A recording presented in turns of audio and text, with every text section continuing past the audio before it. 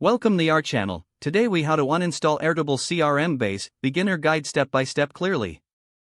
To uninstall an Airtable CRM base, begin by opening your Airtable account in your web browser. Once logged in, locate the workspace that contains the CRM base you wish to remove. In the workspace, find the specific base you want to uninstall. Hover over the base name to reveal additional options. Click on the three-dot icon, often referred to as the More Options button. In the drop-down menu, select Delete Base. A confirmation dialog will appear to ensure you want to proceed. Carefully read the warning message, as deleting a base is permanent and cannot be undone. If you are sure you want to delete the base, click on the Delete button in the dialog. The selected Airtable CRM base will now be permanently removed from your workspace. To verify, refresh your workspace and ensure the base is no longer listed. If the page does not load, refresh the browser or try again in a private or incognito window.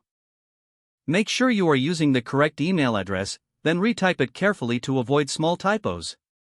If your password is not accepted, use the reset option and create a new strong password you can remember.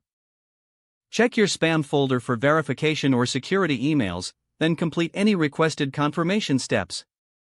Enable two-factor authentication if available to improve account security and reduce unauthorized access risk. After signing in, review your profile details so your contact information and settings are accurate and current. If you see an error message, note it down and try again after restarting your device and internet connection. Log out when you finish, especially on shared devices, to keep your account and payment information secure. If the page does not load, refresh the browser or try again in a private or incognito window. Make sure you are using the correct email address, then retype it carefully to avoid small typos. If your password is not accepted, use the reset option and create a new strong password you can remember. Check your spam folder for verification or security emails, then complete any requested confirmation steps.